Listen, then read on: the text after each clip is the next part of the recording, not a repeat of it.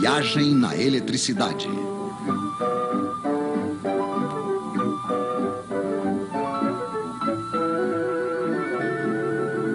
Os Três Mosqueteiros.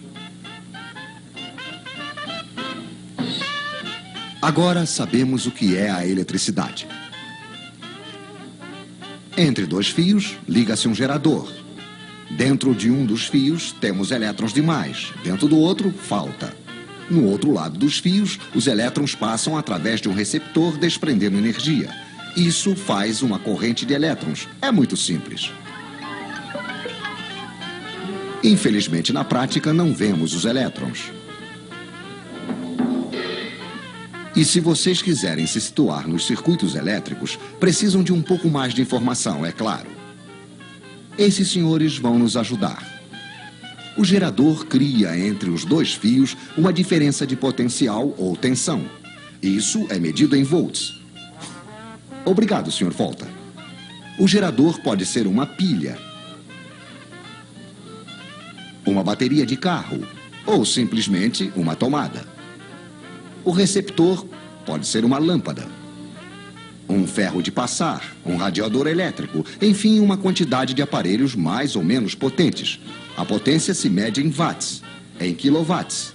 Obrigado, Sr. Watts. Assim que o receptor é ligado ao gerador, uma corrente passa e não se precisa ser diplomado em eletricidade para compreender que se ligarmos uma lâmpada 2 vezes mais potente, vai passar uma corrente 2 vezes mais intensa. Isso supondo que a quantidade de volts não tenha mudado. A intensidade da corrente se mede em amperes. Poderíamos medi-la, é claro, mas não é necessário. Conhecemos a voltagem. Está escrito nas pilhas ou nos contadores. Conhecemos a potência, está escrita nos aparelhos. Basta fazer uma pequena divisão. Intensidade em amperes igual a potência em watts dividido pela tensão em volts. Por exemplo, quanto passa de amperes dentro de um radiador de 1500 watts ligado em uma voltagem de 220 volts? Pois é, passará 1500 dividido por 220, que é igual a 6,8 amperes, se não tivermos errado, é claro. Mas acho que os senhores nos prepararam um pequeno exercício. Em uma mesma tomada, eles vão ligar 3 lâmpadas de 100 watts, um radiador de 1500 watts, uma torradeira de 760 watts e um forno elétrico de 3000 watts. Problema: calculem a intensidade da corrente que vai passar na tomada. Bem, é muito simples. 100 mais 100 mais 100 mais 760 mais 1500 mais 3000.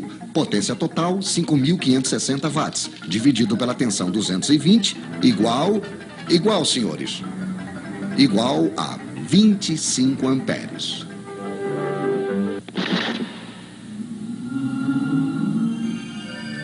Pois é, não passou absolutamente nada.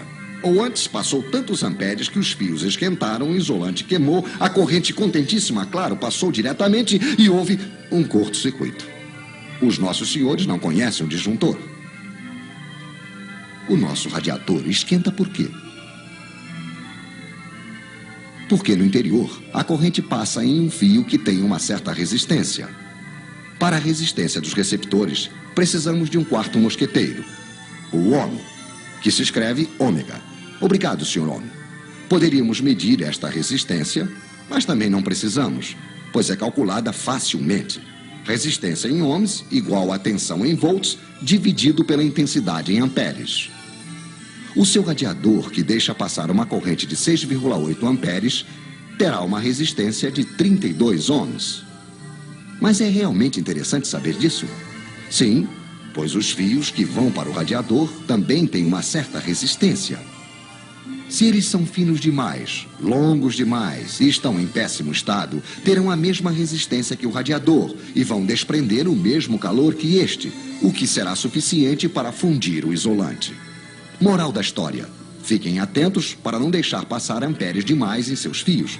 Então retenham os nomes dos seus 4 mosqueteiros: watt, ampere, ohm, volt, e se além do mais vocês retiverem sua fórmula, estarão quase diplomados em eletricidade.